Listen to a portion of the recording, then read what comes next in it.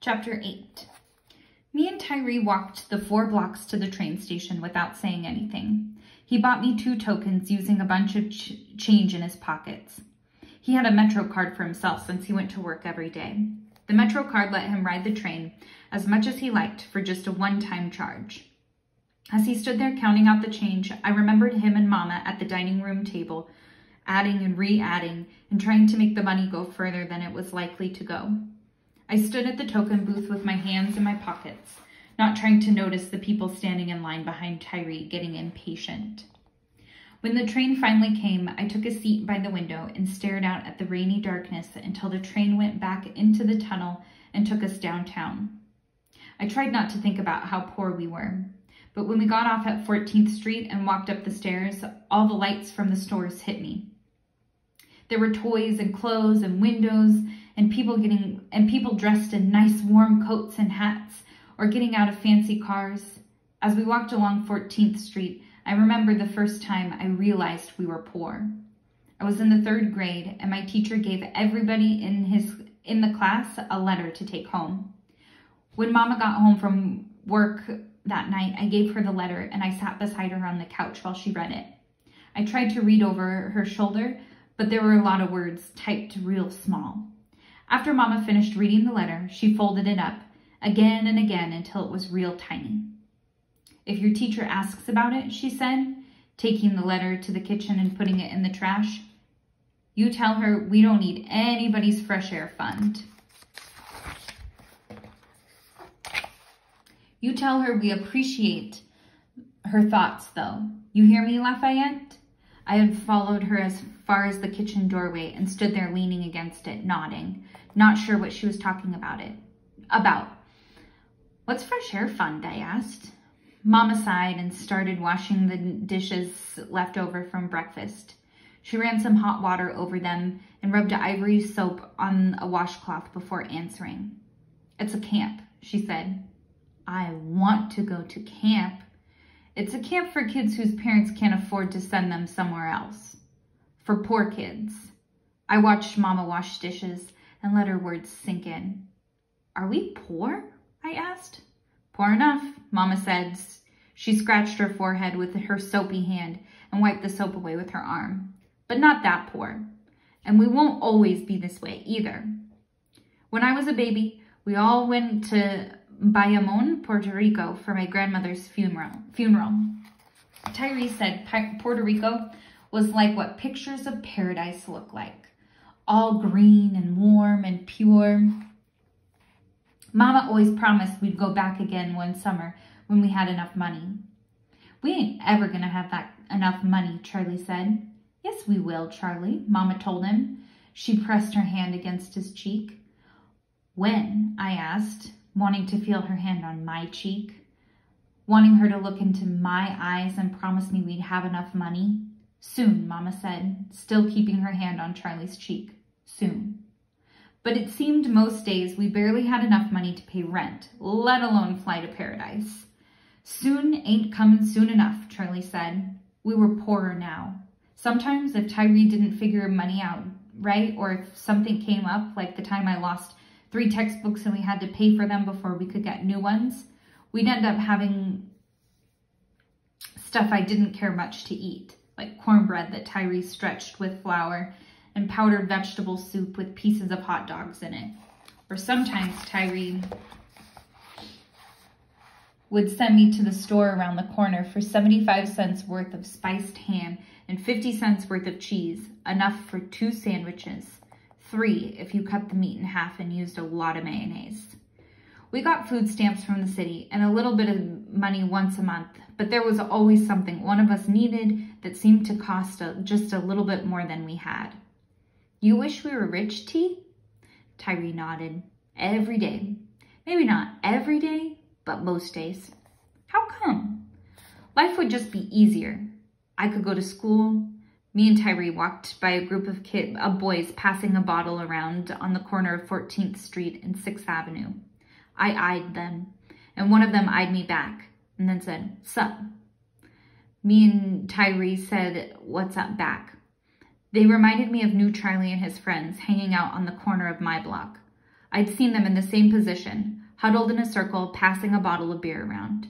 I wonder if that's what New Charlie was doing right now. I missed him suddenly.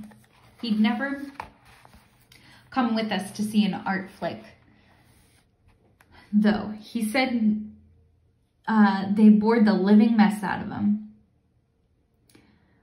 It ain't my fault you're not in college, you know. Nobody's blaming anybody, Laugh, Tyree said, sounding tired and old. You just asked a question and I answered it, that's all. It had stopped raining and gotten a little bit colder out now. I pulled out my coat sleeves down over my hands. A limousine drove past us slowly, and I wondered if there was a famous rapper inside. Rappers and basketball players were always talking about buying their mama's houses and cars. If New Charlie became a rapper, I wonder what he'd buy us. I looked down at my boots. They were black and scuffed. Ooh, scuffed means they're like dirty and marked up. Tyree had promised he'd save some money. He'd have some money to get me another pair in 2 weeks. The boots felt kind of tight too. They made me remember that guy Dave at the shoehorn. After Mama died, we started getting some money from the state. I think we got some when Daddy died too, but I'm not sure. When the checks came, Tyree usually used them to pay rent and buy food. He used the money that he made at work to buy us clothes and school supplies. After the textbook thing, he started trying to put a little in the bank for hard times. Sometimes I sat at the dining room table with him and helped him figure stuff out. By the time we got through figuring, there wasn't much left over. On paydays, if rent wasn't due, Tyree made sure that there was some left to see a movie or rent a video.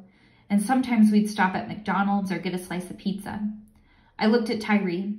He was walking with his head down and frowning, like he was thinking serious about things. He needed a haircut, so his hair kind of fell towards his forehead a little. I looked down at his sneakers.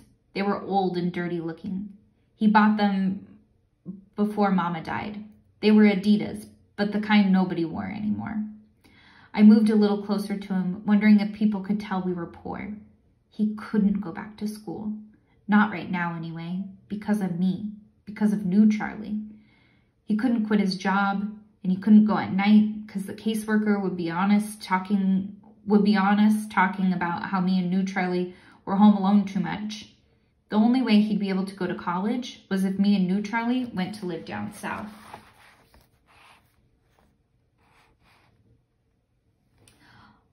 I don't like being poor, T. Tyree looked at me. We won't always be this way. You know that. It's just a temp thing. I mean, just a temporary thing. Not gonna last forever. He put his arm around my shoulder, and I nodded.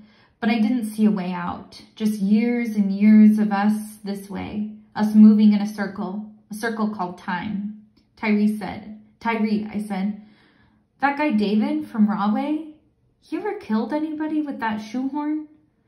I wanted to change the subject, to stop thinking about being poor. Tyree thought for a moment. That's the story Charlie tells us about the guy making a knife out of it. I nodded. Correction officer found it under his bed. That kid's probably still doing time. Charlie tries to make it seem like he killed someone. You ever try to just talk to Charlie? Tyree asked. We turned onto 13th Street. I shrugged. And say what? You know, just talk. Say what's up. Ask him how his life's going. What kind of things he likes to do. Stuff like that. I know where his life's going. Down the toilet. Tyree eyed me. Maybe he knows you think that, and that's why he acts the way that he does. I felt myself starting to shake. I hated when Tyree did this. It's not my fault, I said. Everything ain't my fault, all right? Some people turned to look at me, but I didn't care. I started walking fast down 13th Street, past the quad. Tyree was somewhere behind me. I didn't care. I hoped he would turn to dust, hoped he would disappear. Forever and ever, amen. I sniffed. I could feel tears running down my nose. Lafayette! Tyree's hand was on my shoulder, yanking me around. It ain't my fault, I said, my voice choking up in the back of my throat. He burned all of Mama's pictures. I felt cold suddenly, cold and sweaty at the same time. I hated new Charlie, and I hated Tyree. I wanted to be dead, dead like Mama. Maybe I'd die of hypothermia. Then it would just be the two of them in that house, every day thinking about what they could have done to keep me alive.